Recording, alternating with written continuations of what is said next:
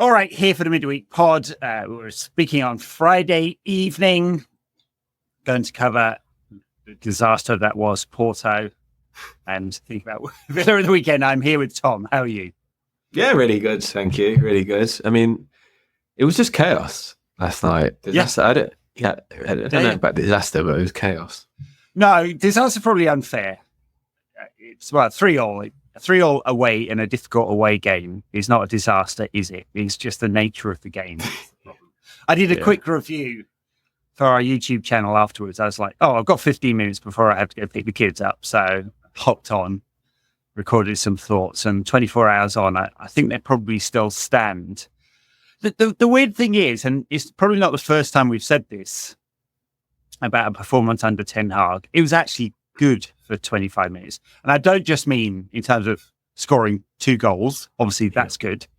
I mean in terms of the structure. Yeah. This was not. I mean, we said on our preview, didn't we, that they're also a high-intensity, high-pressing side that are really strong in wide areas and they're set up really well to beat Manchester United, right? I mean, if you play the game from 25 minutes onwards, that was very much true. The first 20 minutes, United sat in this mid-block, didn't press at all. They were like, we're going to be structured and then we're going to counter. I was like, that is the setup for playing Porto away. Yeah, and that weird old school midfield, like throwback to the first season of the Ten Hag of Casemiro, Eriksen and Bruno. Yeah. But Bruno is a 8, not a 10, right? It wasn't until later in the game that he started drifting into more forward areas. And I don't know whether that was instruction or him just going rogue. But we'll get onto that in a bit. But for 25 minutes, it was structured, mid-block, counter, perfect tactics for beating Porto. We've seen this from Ten Hag before, and it wasn't quite as defensive as say, against Brighton, Arsenal, Newcastle, and City at the end of last season. But like proper tactics for the occasion, and then it all went to shit.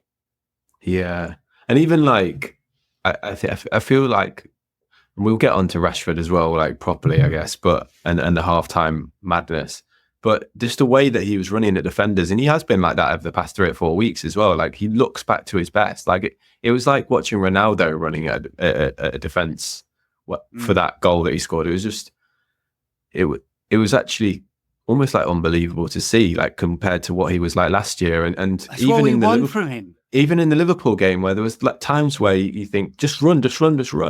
And he just looked like he completely was broken, looked like he completely lost his confidence. But last night, and he has done it a few times this season, where he just runs at the defence. And that's courageous to do, especially if you've not got much confidence, to just run and potentially lose the ball or potentially look silly. And you've got to completely like give your everything, your whole being to that moment, to be in the and kind of just let nature take its course, essentially. Let your instincts take its course. And that's exactly what happened with what he did. Whereas so much of what we've seen from Rashford this season, not this season, but last season, and when he's in his dark patches, is he thinks too much. And this was pure instinctual Rashford. And it was kind of just, he was part of a collective which was working really, really well, like Højlund making those little runs in behind rather than kind of just, I don't know, Rashford cutting in and shooting a little bit like Garnacho kept doing in the second half. He kept doing it really, really well, but then Højlund became a little bit of a non-entity, whereas I think he was working really well, Rashford and Højlund. And then bizarrely, obviously at half-time, he comes off. It's a dichotomy for Ten Hag or perhaps whoever replaces him, Ruud, isn't it? So what's the balance of the midfield of the forwards, and exactly how are we going to play, right? So if we play with Rashford tucked 10 yards inside and running at defenders, he's an unbelievably dangerous player. He's one of the top forwards in the world. I don't care what the haters say. They can suck my chubby dick. Maybe not. But honestly, I just think it's mad. 32 goals and assists, 35 goals and assists, and 41 goals and assists. And the 32 was in the season he had a shoulder and a foot injury, right? So, and that is in the 3 seasons before last season. Last season, Ten Hag made him stand on the touchline And if you're not going to use him as an inside forward and you're going to use him as a wide creative player, you're neutering all his best aspects. Now, I'm not saying that's the only reason. I'm not making excuses for poor performances or for what looks like a massive lack of confidence, and that seems to impact, well, at least on a surface level, what he does physically as well. Like, people want him to go back and defend, which is like really not the thing you want him to do. But all right.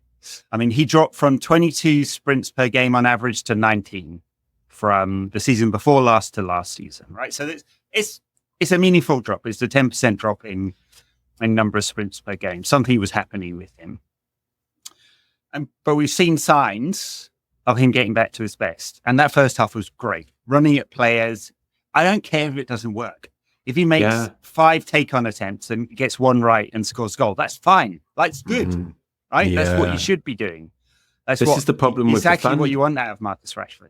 Yeah, and this is the problem with the fandom, because they get on players back when it doesn't work for a winger. Like for Salah, even if you I know probably not many of our listeners probably do watch Liverpool every single week, but if you were to watch Liverpool every single week, you'd see that Salah isn't incredible every moment of every game, and he isn't incredible every single game. It's the nature of the winger. Unless you're like Lionel Messi or Pete Cristiano Ronaldo, you will have games where every time you try to take on a man, it doesn't work, or every time you try and cut in and shoot, it doesn't work. You're not going to obviously be as bad as Anthony, but you have to have that confidence. You've got to have that just willingness to just keep going. And when fans are getting on the back saying, "Oh yeah, Rashford's done nothing," or he keeps running into his man or whatever, that is the literal cyclical nature of what happens to a winger. Yeah. And therefore you getting on his back every single time, and it happens in the crowd, it happens obviously online. It's not just kind of these online trolls that it happens with Rashford. Obviously the majority of the fans at the ground are massively supporting, and his song is sung almost every single week, but there are also a substantial amount of people that do get on his back when he runs into a defender, and that's so difficult when you haven't got that confidence, when you haven't got that willingness to want to try it and just keep going back, keep coming inside every single time. And that is what, like you say, what is best about Marcus Rashford. And that last night was just a perfect encapsulation. And like I say, it was like watching a young Ronaldo, and that's how good Rashford can be. Obviously, keeper should probably save it as well, but still, I don't think that matters, right? He also hits the ball so hard that type of finish will go in a lot of the time. Yeah. I mean, it's a keeper mistake. I'm not going to focus on that. I'm going to focus on the fact that he's 10 yards inside. He gets the ball. He runs at his man, takes on 2 of them, comes inside and shoots, right? And he did it later in the game, and he beat 3 men, and they got a block in. He could have passed it maybe, but I do think it's gone from online to offline. There's absolutely, I said this on the last pod as well, there's absolutely no way that 15 years ago, a player who like either took his man on and failed, or cut back and passed it would get jeered. And that's what was happening to Marcus, right? He couldn't win. Like, he couldn't retain possession, and he couldn't attack a player without getting jeered. And I got to believe that has an impact on him. I mean, remember, he wrote on Twitter, "Stop making up speculation," to a very large fan account that can't help but talk about him every single bloody week. And including yesterday, which, there's a long rant about it's a goalkeeper mistake. You're an idiot if you don't think it. I just, honestly, the barefaced fucking fraudulent agenda that there is with that particular person, like, is unbelievably ridiculous and harmful to this club. Yeah. And if people can't see the harm that is causing, I can't believe that they are regular match day goers at Old Trafford. Yeah. And they can't say, they wouldn't go, you know what? That's not good. That's not helping our club. Yeah. And it's not just stupidity, but as you kind of allude to there, it's really downright dangerous. And also, this is a human being at the end of the day as well. And the way that he has been treated over the last few years, I guess, at this point, like, it is disgraceful. And I also kind of think back to like times when I feel like when you kind of think of Ronaldo's days at United, everyone kind of just gets very nostalgic, and even like latter day Ronaldo days, and they just think that every single game he was amazing. Because that was back when I had a season ticket at United, and so I was going every single week. And I remember coming out from games back then and being frustrated at how Ronaldo played in a game, because there were times when like he would try and beat his man, and every single time it just wouldn't work. And that was peak Ronaldo years, like the times when Ronaldo was guiding us to the Champions League, and it was was the best player in the world, the Ballon d'Or winner. Like I say, wingers have these days, and it's not like, and you like you say, like 15 years ago, I guess it would be 15 years ago. Like United fans weren't getting on the back of Ronaldo because he didn't have a good game, whereas he had the support for our players. And I think it's not just a United thing. It's a general feeling that you see on social media. I see it a lot with Liverpool fans with their players. And obviously I keep a close eye on Szoboszlai because of the Hungarian link, and he gets so much hate on social media. Probably also because he's a good-looking chap, and I guess Rashford potentially gets some of that as well, like a little bit of jealousy, or a little bit of envy. Well, because a lot of the hate comes from this similar type of age group, I think. Like this kind of millennial crowd, or I guess a lot of Gen Zs as well. And I think there is an envy and a jealousy to a lot of the hate that is online with footballers, because footballers have always had this in a certain sense, or they get paid too much, or they're fairies or whatever. And I feel like this is kind of almost emerged in a different kind of form.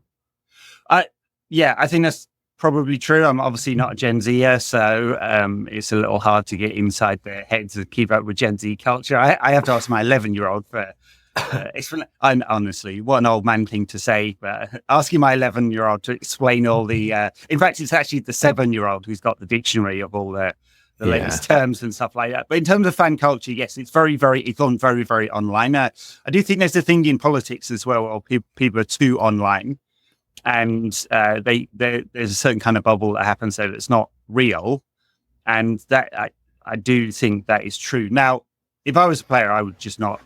I know they want to do it for brand and audience and sponsorship stuff, but I would not engage at all. I just don't. I think it's extremely toxic. It clearly impacted Harry Maguire.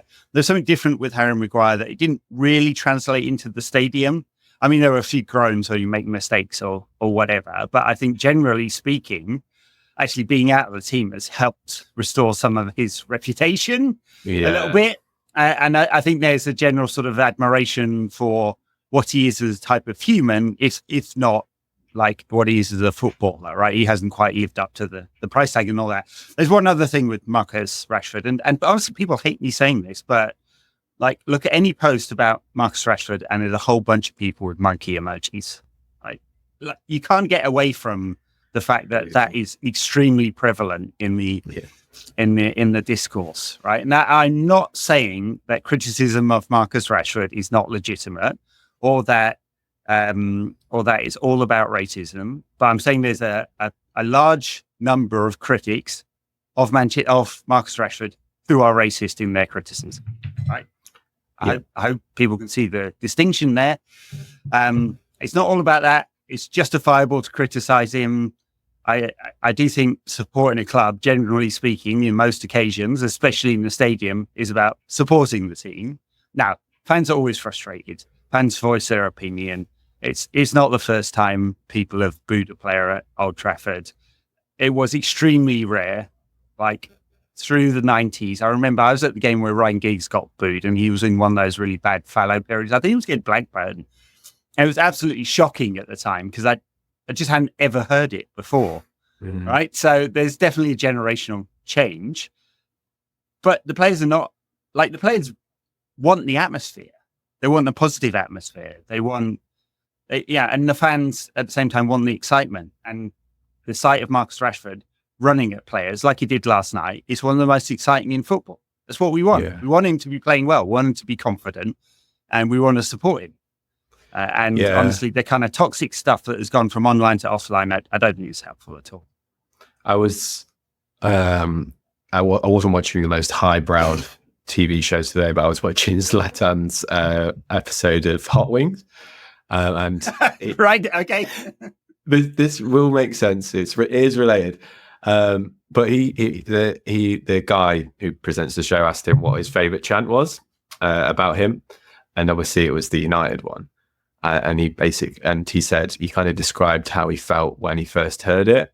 Off his own back, he wasn't prompted to do this or anything. He said, like they are, and they start, and then he kind of said like, yeah, he's 5 foot 6 foot 5, hard as fuck. And then he was like, it just made me feel like so confident, so tall. Like I really, really wanted to run through a brick wall for these fans. And that's Zlatan Ibrahimovic saying that. And I don't think like he's not a person who would like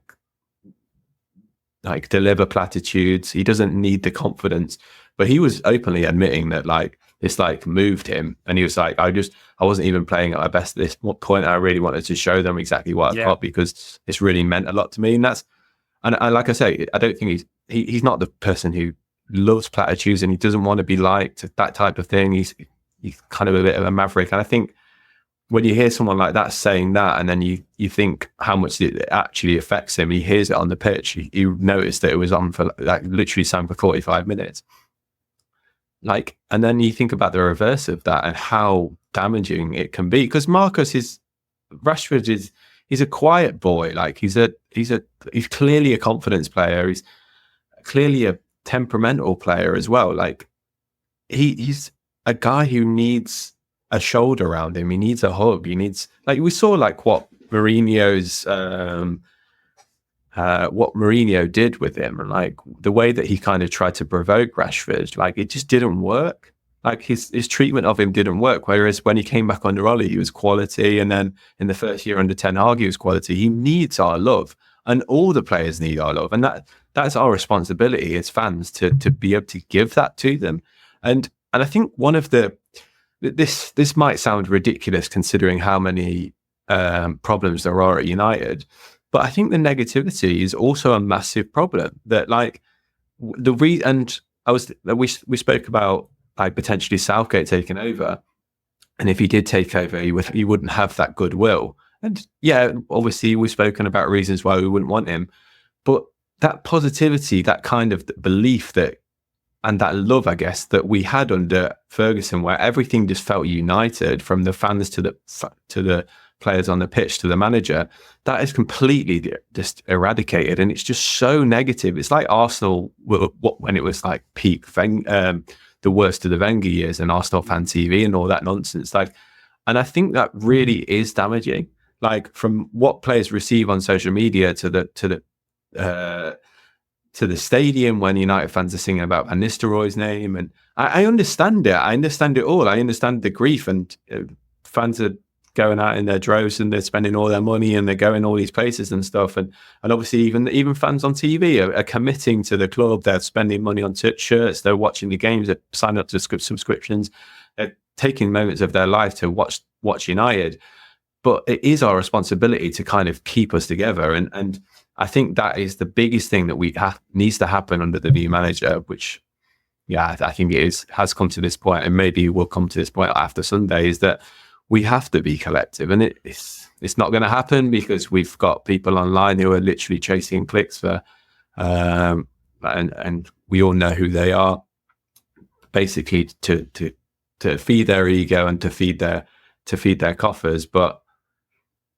And maybe it's a completely impossible task, but I really do think the negativity that surrounds United is also impacting on the players. And I think back also, I know this is a bit of a long little monologue here, I also kind of think back to the way we are on the pitch and the way that we deal with adversity. And I think back to when Paul, obviously, formerly of this great parish, when he went to his last game at United, he asked Mourinho a question, and Mourinho was like, "Oh, super intelligent question." I remember the question that Paul asked that day. It was like, "Why, when everything's going well, do our players look like they can run through brick walls? That they're so good, but then when things start going badly, they just can't deal with adversity." And we're exactly the same we are now. Like, we're such a confidence team. We're so brittle, and you knew that when we conceded that first goal last night, we were going to concede that second. We were going to concede that third. Mm-hmm. And then we did come back and we did show some character, but we are such a brittle team. And I think all these kind of strands that's just pull into the reason why, really. Yeah. Okay. I want to get into the football. Just one final thought on the kind of fan media landscape. I mean, I think, or the media landscape more generally, I kind of understand why 95% of football coverage focuses on United. You know, we are the biggest team, the biggest draw, love us, hate us, we're ignored, etc., and so on, right? And the kind of negative slant in the sort of traditional press, I get, like, because it does drive a lot of engagement. In fan media, I think you can take different decisions, right? We with this podcast and now YouTube channel, we've become what we said we wouldn't, Tom.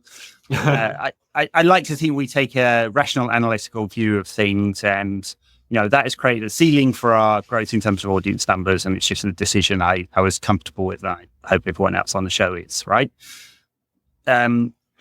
You can take other decisions. Clearly, the large one has taken the decision to drive a wedge between fans as a way of driving engagement.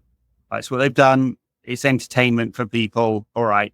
I think about the Stretford Paddock guys as well, because they kind of really came to fore with under Moyes, didn't they, with the fan cams and stuff like that. But if you look at their content now, I think it's generally really excellent, right? It's fan-based content and it's watch-alongs and all the stuff. But it's also interesting discussions and have guests. And I don't watch all of it. I just don't have the time. But I think they've turned into something which is like high quality fan produced content, right? And so I'm thinking there is the right medium here where you can be fans of the club and be critical if you want, because that's, fans can have their own voice and yet not be completely divisive.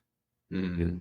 Yeah. So anyway, let's move on to the football. That first 25 minutes was good, wasn't it? 22 minutes of media discussion there. But Marcus running, dynamic forwards, sat in the mid-block, moving the ball quickly forward. Both goals came from there. Marcus with the first, and Marcus played in Hoyland for the second. Good run, bad keeping, and all of that. And that's what we wanted. And then something just, I don't know whether it was before the Porto goal. I mean, they all came down the right, didn't they? Before the Porto goal or just after it, the shape seemed to change. Bruno seemed to drift into, it was like really noticeable. Bruno was suddenly at number 10 and there was a big gap in midfield again. And I don't know whether Ten Hag had instructed him to move forward as we were 2-0 up and it was like, okay, let's go for the kill. Or he was just like so ill-disciplined, tactically ill-disciplined. We come on to the other kind of ill-discipline later as well. And that he moved forward. And it might be the latter. It's really hard to say. Ten Hag has not said anything about that. So, but it was just like so stark, the change that happened midway through that half. And obviously they get the goal. I think there were 3 phases of play that Porto had, and it had chances to get that out. Was that the first goal? Dalot was super slow. Marcus didn't track back. Dalot was super slow getting out. De Ligt went in and then went back. Yeah. And then Martinez kind of was the wrong side of the striker. Martinez was the wrong side. Yeah. And Amadorian, as we said, there's a lot of quality there, isn't there? I mean, he's like, whatever was the fitness problem, meaning he didn't go to Chelsea, means that Porto got him on the cheap, basically. Yeah. Yes. 8 goals in 7 games now this season. And he's super mobile in those kind of forward areas. Look at the way he gets across. For the second goal, it obviously comes in early in the second half. He gets across the defender, like really quickly to the near post. Brilliant header as well. Yeah, and the way I know this is kind of an obvious thing, but the way he strikes the ball is also so impressive as well. And then you think to what Chelsea have with Nicholas Jackson, and like the way he just can't really kick the ball very well. And obviously he started the season quite well, but like when you see Samu, like in the comparison between the two, it's just night and day. And kind of glad that Chelsea didn't get him, because he just he caused us trouble the whole evening, to be honest. And when they took him off, it was kind of a relief, I'm sure, for De Ligt and Martinez. I mean, he made De Ligt look pretty silly. Yeah, Martinez has started the season really badly. I mean, you want him in the side because of his passing ability and his ability to. It really does make a difference how quickly they're able to move the ball out of the back, in theory at least. But defensively, he seemed off it. I don't know whether it's just he didn't have proper pre-season. He's I don't know what's going on with him. He looks he looks flat-footed and sluggish, to be honest. Like when we saw him at his best, and when he is at his best, he's kind of front foot, always kind of like got that fire inside of him, and always kind of like on edge almost in a really good way. Whereas like what we saw of him last night, like I say, it's flat-footed. He looks almost like half fit, like unfit, and that the third goal especially was just terrible. It was bad between him and Dalot, and I guess the partnership between those two isn't helping. But it's all like it's technically wrong and also mentally wrong. I think with Martinez at the moment, he just looks like a completely different player. And I guess sometimes this can happen when you first start at a team. Like you obviously massively motivated, you massively want to impress, and then he obviously wins the World Cup. Not all that involved. Obviously, he didn't play in the final, but then you have that massive moment, and then he keeps getting injured and stuff. And I guess you can lose a little bit of motivation from there. And therefore, if you're 5%, 10% off it, especially when you play like he does, and you have to be 100% on it, you have to be 100% mentally focused, you have to be intense. And that's what Martinez was so good at being intense. When you're not that, and you're just kind of relying on your ability, he's just not the same player. And I think that kind of speaks to a lot of what United's problem is that we don't play with that. We don't play front foot. We don't play with that intensity. And it's kind of what I spoke to like Benny McCarthy spoke about earlier in the week as well. Like he said, like Ten Hag is great tactically, and he knows so much about football, but he doesn't have that fire inside of him. He doesn't have that intensity. Yeah. And we see that from the sideline as well. You see like all the best teams really. When we saw Klopp and we saw Pep and even Arsenal under Arteta, their managers are going mad on the sideline, and obviously it pisses you off as an opposing fan and stuff. But Ten Hag doesn't do that, and therefore like his kind of lackadaisiness on the sideline, his laissez-faire attitude almost is reflected in what is on the pitch. And I feel like that is what potentially Martinez is like. Dalot is usually really pumped, but he's going through a really bad phase as well, playing at left back, and it's not his position. And then you see Alvaro Fernandes playing so well for Benfica on Wednesday night, and you think, what the hell are we doing? Letting him go for 6 million, and he's playing in the Champions League, beating Atletico Madrid. Yeah. I mean, it wasn't exactly. He was great at under 21 levels, Alvaro Fernandes. So you look at him and go, wow, he's definitely a player. He's a United player, hard to say, because the step up is obviously big, and he had a couple of loans and all of that. So I couldn't exactly say I knew he was going to definitely succeed at Benfica.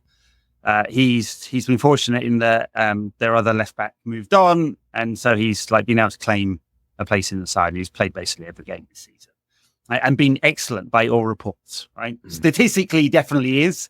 I can't say I watched loads of Benfica. I've seen the highlights of their games and stuff. But he was. I was flicking between the various Champions League games, and it prompted me to tweet about him because he just looks so natural and running with the ball, and you're like, oh, he looks like a young Luke Shaw.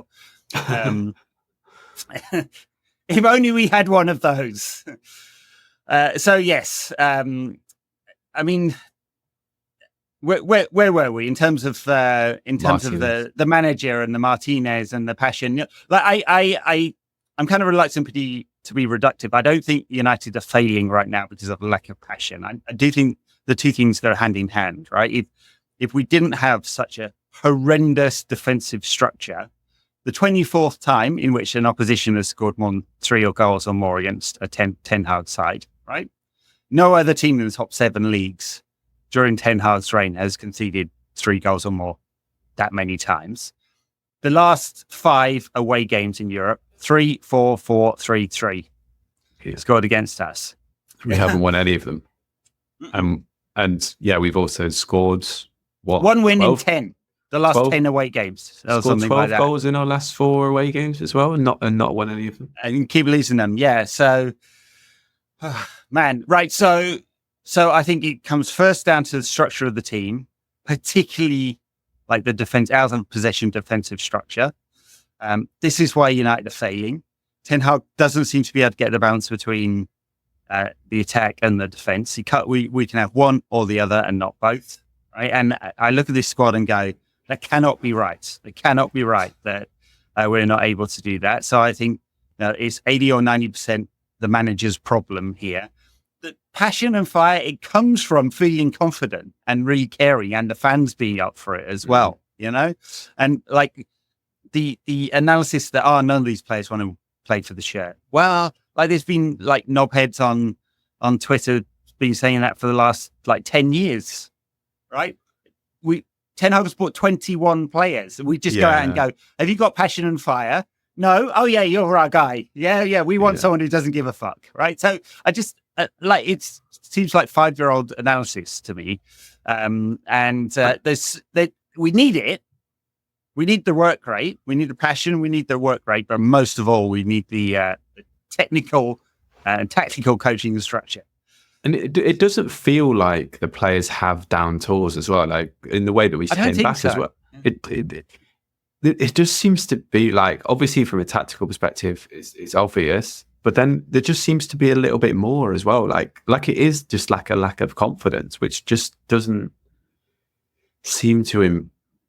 It's just kind of been just there since Fergie left, really, and it's like almost like a lack of belief. Like it is a lack of belief, I think, a lot of the time as well. And it doesn't help as well when you kind of have like De Ligt coming into the team and playing so badly as well. Like, and we needed him to start well. We needed the partnership between De Ligt and Martinez to be really good, and they just don't seem like the third goal is a great example of like their lack of cohesion at the moment. Is because I think it was Samu, I think, in the midfield, in the striker position, and Martinez and De Ligt both go tight on Samu, and therefore like Martinez comes inside, leaves a massive gap between him and Dalot, where I can't remember what number it was that ran through, maybe 23, who ran through the gap basically that Martinez left, and Martinez was supposed to go with that man. De Ligt was the man on Samu, but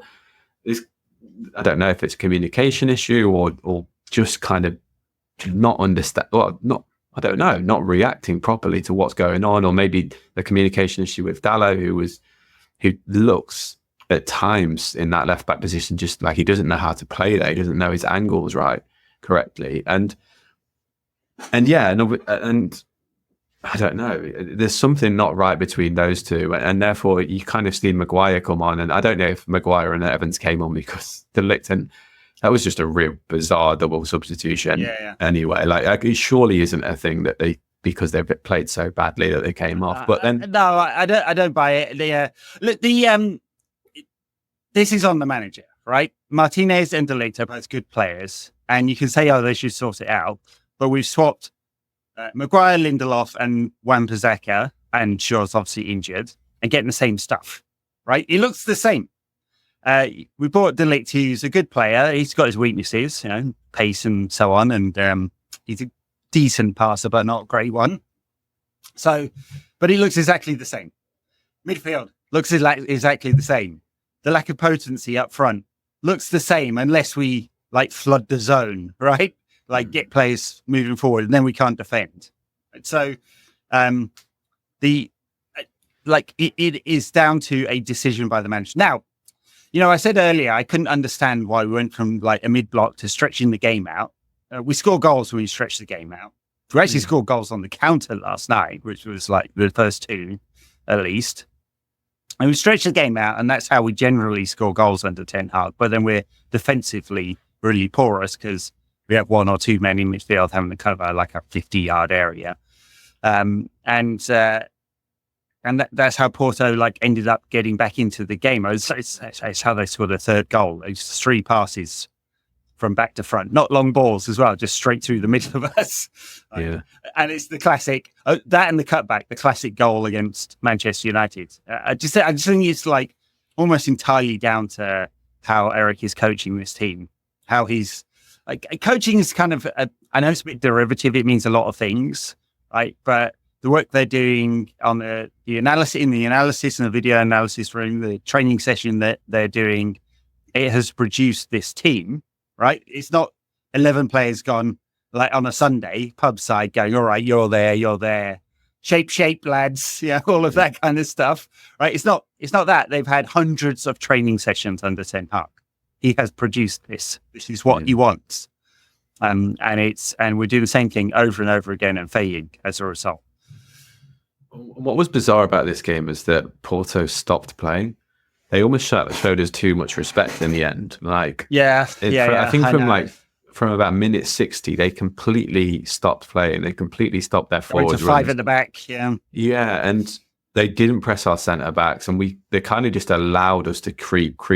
And this, I feel like there's been so few games where I've seen United, even when we're behind, like dominate a 30 minutes in such style. Like, we had so many efforts. I think we had like 25 shots in the game. 24, something like that, yeah.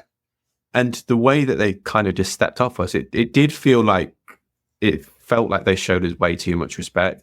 And there was at times as well where they were like celebrating stuff. And I was thinking, you don't realize how vulnerable we are. Like, I said this on Twitter, but like, I've genuinely seen like babies that appear from the womb less vulnerable than like United. And have you? Like, and they just kind of didn't capitalize on that at all. They just kind of got back into their defensive shape, into their little shell. Like I said, didn't press our centre backs. Barely kind of came from halfway inside their own in their own half, and then just allowed us to creep. And that was the reason why we were able to find a little bit of consistency. We look more dangerous from set pieces as well. Obviously, goals come from that. But De Ligt had 3 or 4 headers, and clearly Georgsson is doing something.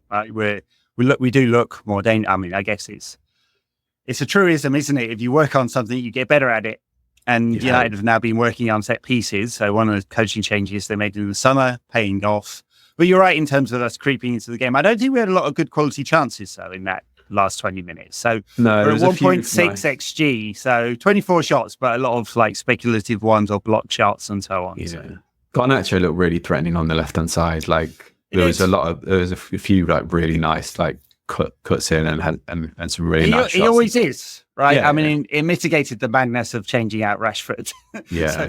So we haven't mentioned that, right? I know it's everywhere and everyone's seen it, but Ten Hag said that he changed Rashford because he has to think about the next game on Sunday and its rotation, right? And it is so ridiculous that I don't really believe him. That led to a lot of speculation. Like, I had so many people saying exactly the same thing. I don't know whether someone else has said this, that they had a row in the dressing room at half time about Rashford not tracking back, and that's clearly why he subbed him out. Like, Ten Hag literally rubbished that idea. He was asked about it and he said no. So you can take him at his word or not take him at his word. You're like, whatever, right? So, I mean, Ten Hag said that is not true, and he swapped him out for rotation, which is so ridiculous. Like, I don't know what to believe here, because like the idea that a player's playing really well and after Sunday's game he's going to have 2 weeks off because he's not in the England squad, and then you're going to rotate him out, especially when your job is so at stake right now. Like, if you lose this game, and you lose on Sunday, you literally could lose your job. Like, what are you thinking about? Like, and he said, I think after the game as well, don't judge us on tonight, judge us at the end of the season. Oh, he says that all the time. You're not going to get to the end of the season. 24. He said it every bloody year. You know? You're not going to get to the end of the season if you keep doing stupid things like this. Like, Rashford, and the most frustrating thing about it is when you see like how good and how threatening Rashford was, and obviously, like I just spoke about, Garnacho was super threatening on the left-hand side when he came on. But I'll get onto that point in a second. But obviously, Rashford was going to keep doing that over and over again. He was growing into the game. He was going to would probably scored another one. He obviously got an assist for Højlund as well. Like, he was so threatening. Like I say, this could be your penultimate game. Why would you take your best attacking player off? And obviously, I've seen people say like, yeah, he took him off because of these defensive actions. Yeah, wasn't particularly great for both of them. Like, you can't entirely blame him, but like 23 ran past him, and then I think 16 was his man as well, and in the box, and he kind of just left him as well. But then you see what happened with Ahmad, like about 5 minutes into the second half. Like, Ahmad completely loses the left back. That guy just runs about 60 yards completely untouched, and we're bailed out by Onana, who had another great game and bailed us out on multiple occasions in this game where they kept breaking and he kept making really, really good saves. But take Ahmad off. Like Ahmad was quite anonymous in this game, to be honest. And you take off our best attacking player because of potentially a couple of defensive actions, which, yeah, in an ideal world, he would have done a bit better with. I don't believe it. I also don't believe it. Like, what's the point of like shutting the door after the horse has bolted, right? Yeah. So the time to solve this problem is, pre-game and all the structure you're building around your, like, the defensive roles that people have. If Ten Hag is saying, hey, you're not doing your job, you've got half time and go, hey, you need to do the defensive bit. Alejandro Garnacho has improved with his pressing and his defensive work, but it's not great either. Yeah, exactly. It's not like you're bringing on like a left back. I know we're talking about it because people are commenting online, but I just don't believe it. And Ten Hag came out and said that's not true. No, and they weren't bad enough errors either. Like they weren't like really like where he's completely like left his post. They weren't bad enough for them to take it off. Like I said, you can point if you want to be really judgy. You can go, yeah, he could have done better there, and he could. But like they weren't bad enough for him to be like yanked at halftime after getting a goal and an assist in the same half, and could have had another one as well. Yeah. People are saying with such fact, it makes me think that someone has said it somewhere. So let me know on Twitter or in the comments on YouTube. Tell me where this has originated from, because I don't believe that it's just randomly people go, oh yeah, that's definitely why. Someone has speculated about it. I don't know, it's a pundit or fan channel or whatever. All right. I guess we two other things we're going to talk about before we get on to the Villa game: the red card for Bruno and Harry Maguire's goal. So the red, I mean, I can almost understand this red card more than I can understand the one he got against Spurs. The one against Spurs was ridiculous. He slips over and hit him on mid-shin and top of the foot and all that kind of stuff. It's obviously not a red card. Yesterday's one, he may have touched the first guy, may have done. I'm not sure. It's unclear. He feels like he gets the ball. He's obviously, Porto players were doing a Porto 2004 and rolling on the ground and screaming an awful lot last night, whiny bitches that they are. And then the second one doesn't touch him at all. It's just nowhere near him. But on both occasions, the foot is quite high. And referees can view that as reckless behaviour or endangering an opponent. And they can feel that you can get a card for that anyway, whether you touch the player or not. On both occasions, the player has gone down screaming. The second one is holding his head. He's about 2 feet away, right? So, and unfortunately, VAR, for whatever reason that the gods have decided, i.e. UEFA, VAR cannot review yellow cards. So there's nothing you can do about it. He's going to miss the next game. It's just one for 2 yellow cards, so it's not as damaging as it could be. I don't know, what were your thoughts on the red? I can completely see why it's been given, especially the second one, because the ref has no idea whether he's, well, it looks like from afar, and I think it only took a couple of replays to show that he hadn't. He guessed for sure. The ref guessed. Yeah, but I guess you can potentially give it for a high foot. It's a dangerous position to have your foot. You literally could kick the guy's head off. I guess Bruno may argue, yeah, I know that I was never going to kick him. You can give a yellow just for that, but obviously he's not helped by the fact that the guy's jumping on the floor, yelling and saying that he's been kicked in the head. He can't see for sure whether he's been kicked or not. The linesman's way too far away. His angle's not going to be great either. This is where I guess VAR should step in, but I can also see why. But like you say, there's this weird rule where you're not allowed to do that. But I can completely see, even if the high foot is high, you can get a yellow card. There's nothing in the rules, the laws of the game that say a foot above the waist is an automatic yellow card. There's nothing like that, right? No, it's about recklessness or endangering an opponent. And it potentially is, but he is also a bit away from his head, so therefore he's not. So it's. Are you literally endangering an opponent if you're some distance away? It's a hard one to call, isn't it? Yeah, I mean, you could in theory, but the fucking whiny cunt. But this is the stupid thing rolling about around on the floor. This is just a stupid thing about VAR. Like, it's so, like, have it for not everything, but have it for at least red cards. You can't just have it for some red cards because they happen. Like, even I know it's the inconsistencies in how it's applied. You either apply it or you don't apply it, or you just get rid of it and trust the referee. And this is also kind of the referee getting it wrong. This can happen as well, like with. So if like a ball is kicked and it doesn't come off the defender, but the referee gives a corner, and then you score from the corner, but it's the same thing. Like, we have VAR for penalties, but we don't have it for corners. We don't have VAR for free kicks, but we have it for penalties and stuff like that. It's like, this is one of the other problems of VAR. That is this inconsistency that's there, and now we can't. And also this stupid thing, we can't even appeal. You can't even appeal to yellows. Yeah. Like, why is that? Like, why is that so arbitrary? These weird rules that are just here. I don't know. I mean, Bruno will get a rest for the Fenerbahce game, I guess. I mean, it's going to be a tough one as well. A lot of people. I mean, Bruno's season's not been. He's not been his best, Bruno, and I mean, it's partly dysfunction in the team overall, but partly just not his best, Bruno. A lot of people are like, "Oh, we should just drop him." My problem with that is like how you replace chance creation. You want Bruno to play himself into form because he'll make 200 plus chances a season. There's no one in the squad that can replace that. Like every other option you can talk about, it's zero guarantee that they'll do it. I mean, most cases have never done it, right? So Mason Mount, not a big chance creator, just isn't that kind of player. You could play Josh Zirkzee a bit deeper. Unclear whether he could actually really play in that number 10.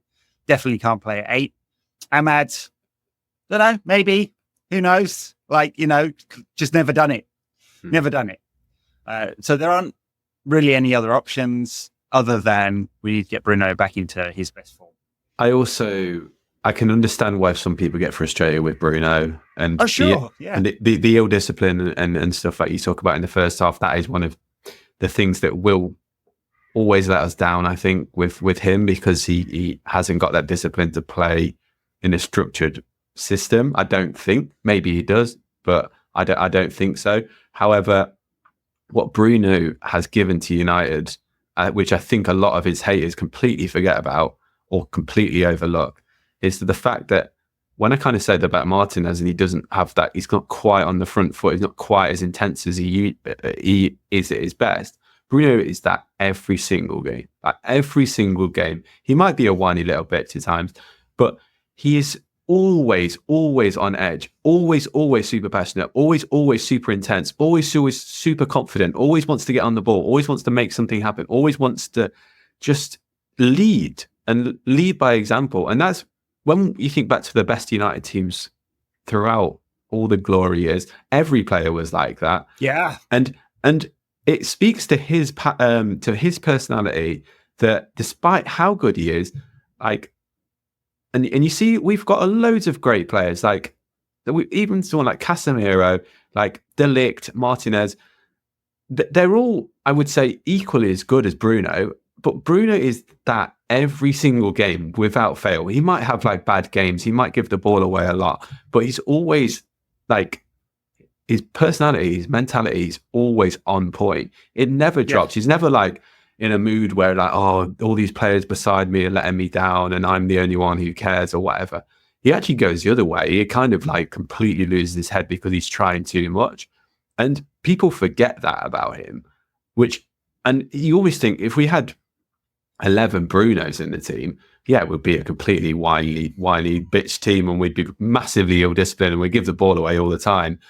But we'd also probably be a lot more kind of thankful for what we have. And that's not even just like I agree. that he's a passionate guy or he's super fiery. It's also kind of his just confidence. He's got unbreakable confidence, which is so rare.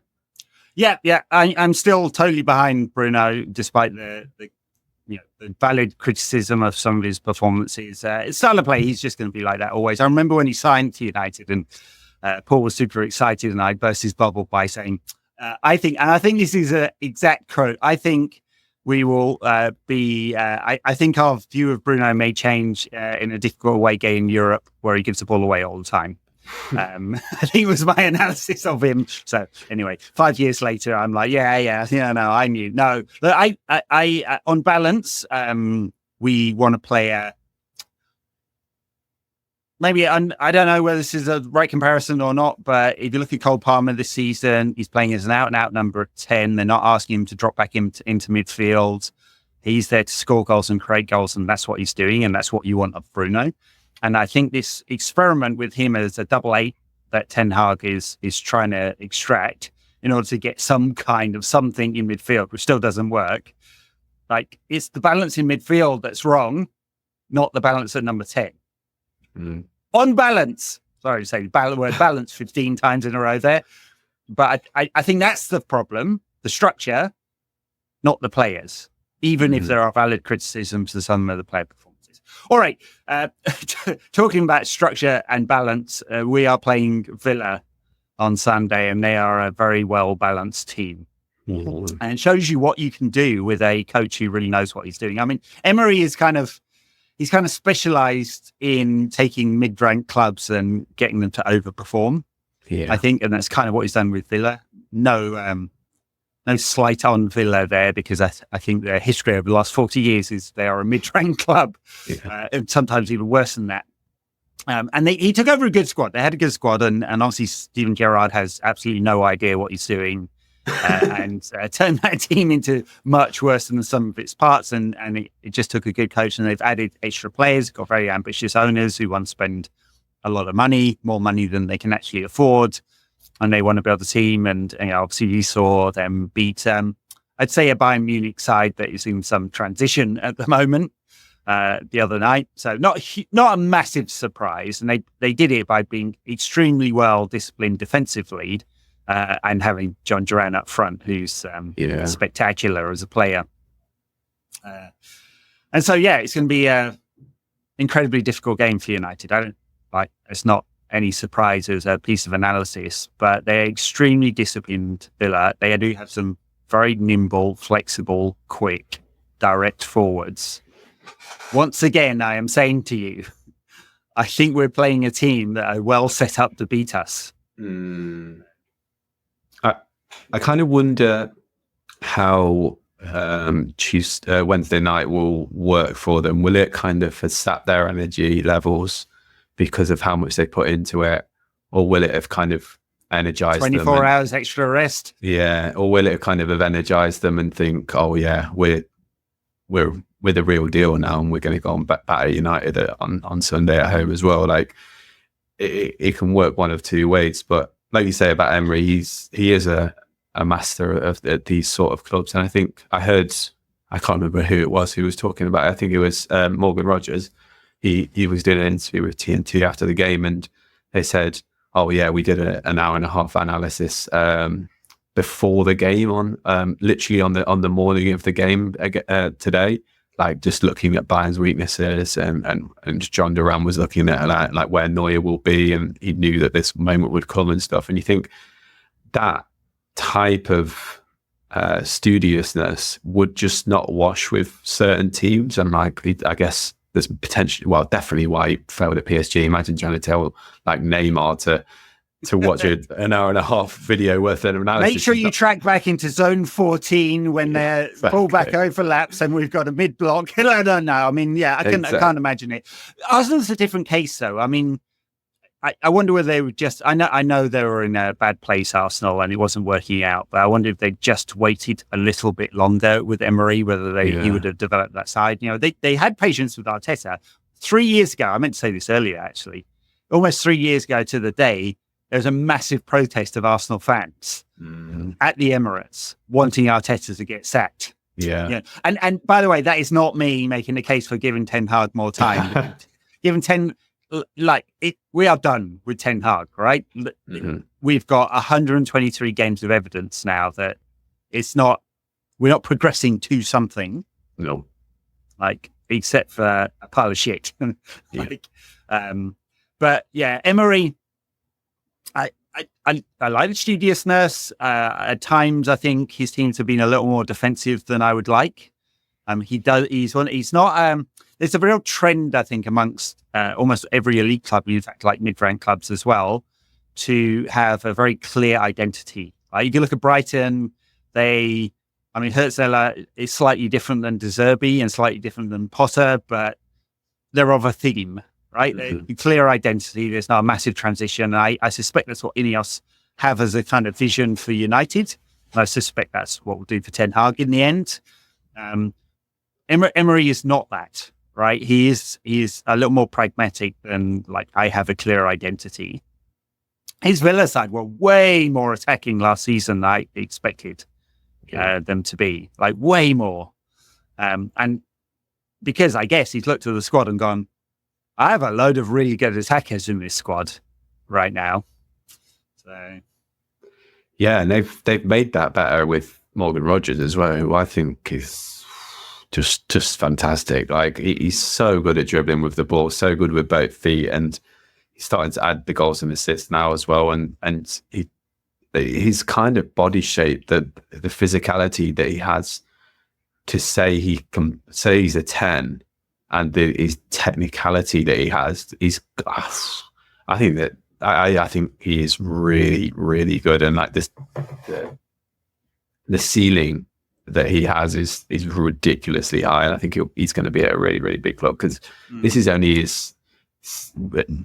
he had half a season in the Prem last season, and this is his first full season in the Prem. I think he's been their best player, and the way that he kind of links with Watkins, and then when Duran turns up, obviously Duran is kind of getting all the headlines now because he's averaging a goal every 40 minutes or so. And it's the spectacular nature of some of them as well. Oh right? My God. Like the finishing is just incredible. Like, and I guess what's happening, it seems like what's happening is Ollie Watkins is running the defense into the ground by making those runs in behind, chasing the channels and stuff. And Duran's just coming on and going smash with his left foot and just smashing it in every time. And that boy has ridiculous confidence. And to have that 1-2 punch that a team like Villa have, they have the best two strikers in the league. Like, is it not the best two, but like there's no other team in the league that has two strikers as good as those two.